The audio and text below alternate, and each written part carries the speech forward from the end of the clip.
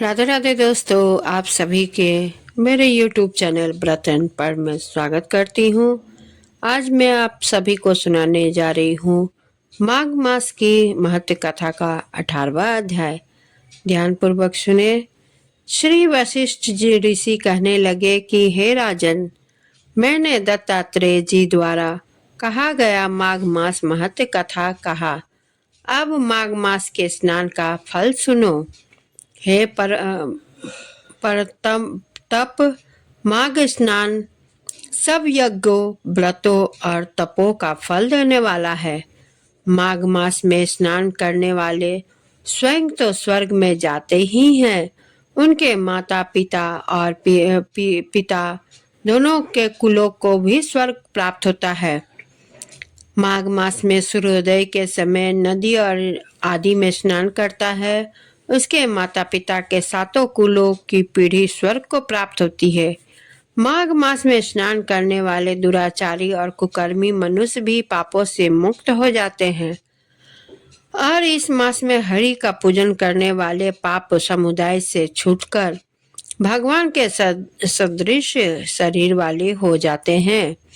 यदि कोई आलस्य से माघ में स्नान करता है, उसके भी पाप सब नष्ट हो जाते हैं। जैसे गंधर्व कन्याएं राजा के श्राप से भयंकर कल को भोगती हुई लोमस ऋषि के वचन से माघ में स्नान करने से पापों से छूट गई। यह वार्ता सुनकर राजा दिलीप विनय से पूछने लगा कि गुरुदेव, ये कन्याएं किसकी थी? उनको कब और कैसे श्राप मिला? उनके नाम क्या थे? ऋषि के वाक्य से कैसे श्राप मुक्त हुई और उन्होंने कहाँ पर स्नान किया? आप विस्तार पूर्वक सब कथा कहिए। वशिष्ठ जी कहने लगे कि हे राजा, जैसे अरणि से स्वयं अग्नि उत्पन्न होती है, वैसे ही यह कथा धर्म और संतान उत्पन्न करती है। हे राजन, सुख संगीत नामक गंधर्व की कन्या का नाम विमोहिनी था। सुशीला तथा स्वरवेदी की सुम्बरा, चंद्रकांत की सुतारा तथा सुप्रभा की कन्या चंद्रिका, ये 5 सब समान आयु वाली तथा चंद्रमा के समान कांति वाली और सुंदर थी। जैसे रात्रि को चंद्रमा शोभायमान होती है, वैसे ही पुष्प की कलियों के समान खिली हुई यह अप्सराएं थी।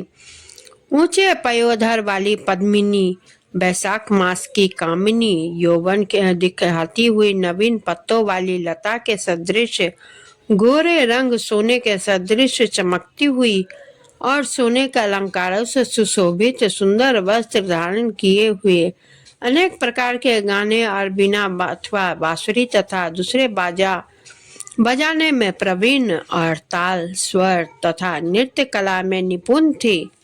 इस प्रकार वे कन्याएं कीड़ा करती हुई कुबेर के स्थान में विचरती रहती थी।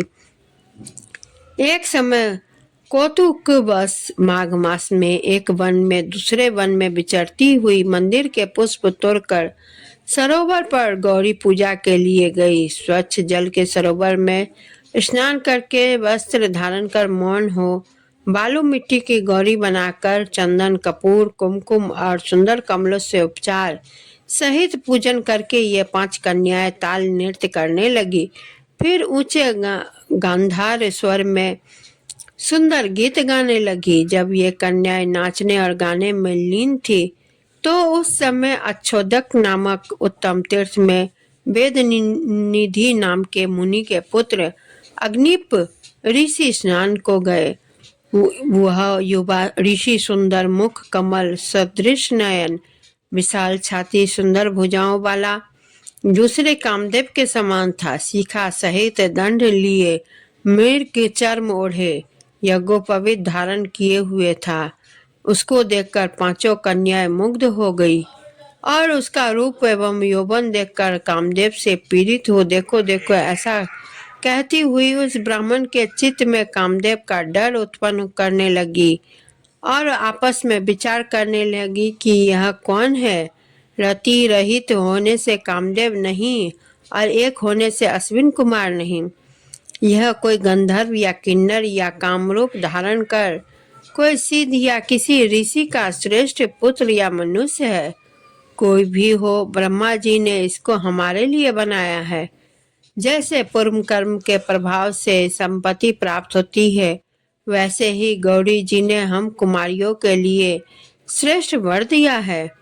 और आपस में यह तुम्हारा वर है या मेरा, अथवा सबका ऐसा कहने लगी।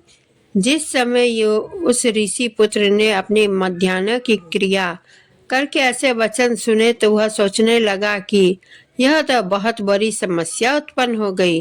ब्रह्मा, विष्णु, महेश आदि देवता तथा बड़े योगीश्वर भी स्त्रियों के ब्रह्म जाल में मोहित हो गए हैं। इनके तीक्ष्ण बाणों से किसका मनुरूपी हिरण घायल नहीं हो सकता।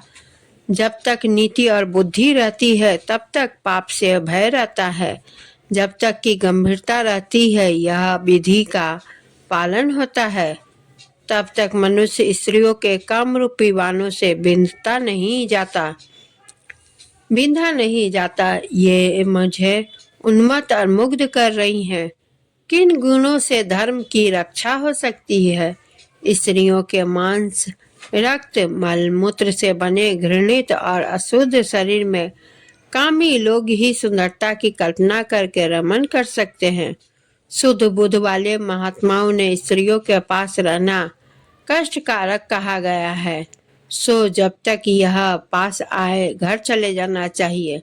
अतः जब तक वह उसके पास आई, वह योग बल के द्वारा अंतर्ध्यान हो गया।